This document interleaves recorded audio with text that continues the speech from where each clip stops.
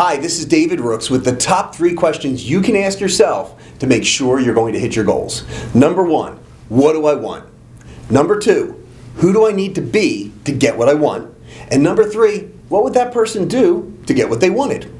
Now, number 1, what do I want? It seems like a simple question, but if you get clear as to what you want, your mind will start to make certain distinctions and it'll start to bring the ingredients in so that you can create that in your life.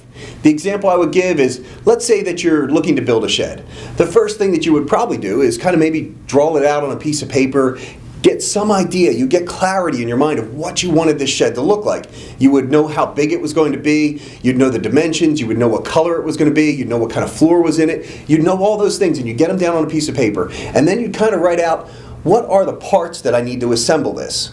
And then you'd head down to, say, Home Depot or Lowe's if you're a Lowe's person, but you would head down to some place to buy the materials. Now that you're clear as to what you want, your mind will start to only really see and search out what it needs to complete the project. We've all been to Home Depot with no goal and been to Lowe's with no goal, and what do we walk out with? A bunch of crazy stuff we're not even sure what we're going to do with later. However, if you're clear on your goal when you go down there, what's going to happen is you're going to head to the lumber aisle because you know you need to be there. You're going to find your 2x4s, you're going to find your plywood. You're going to know that you need nails, so you're going to head into that hardware section where the nails are being sold and you'll pick those up. And while you're going through, you'll see things like hinges. Oh my gosh, I forgot I need hinges for the doors.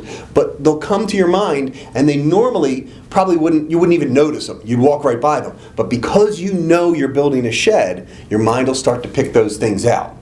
And that's how the mind works, and that's why you need to be really clear as to what your goal is. Not just write it down on paper. That's important. Get it down on paper, but start to describe what that really looks like, what that really feels like. Because when your mind gets clear, it'll start to find the things in your environment that it needs to find to put the whole deal together. So that's number 1. What do I want? Number 2 is, who do I need to be to get what I want? You're currently somebody right now.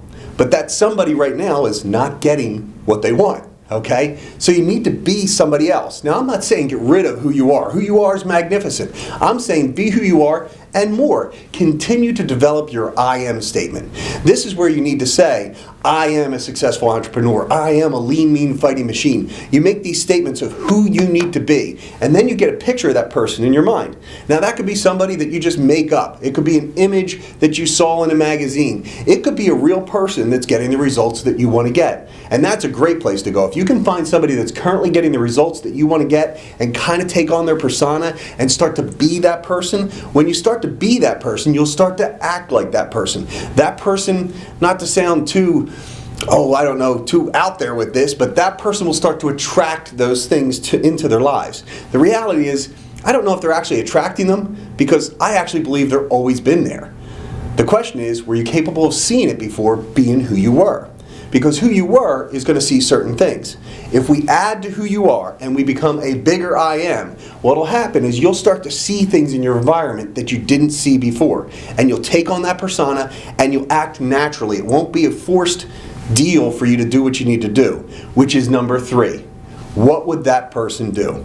Go out, take a look at those people that are getting the results, take on the persona of who that person is, and start to do what they need to do.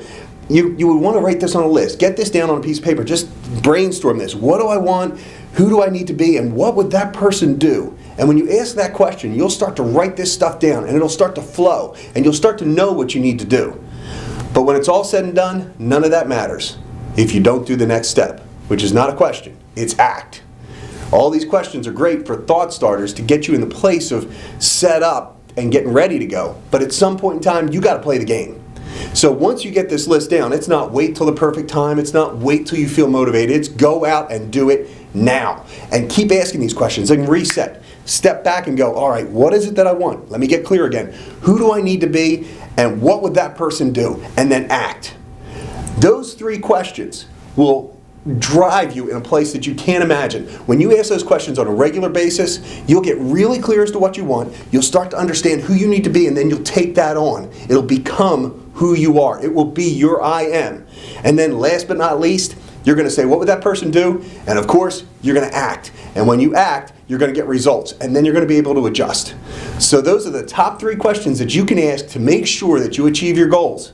So go out, get it done, live fully, and go chase your dreams. Have a great day.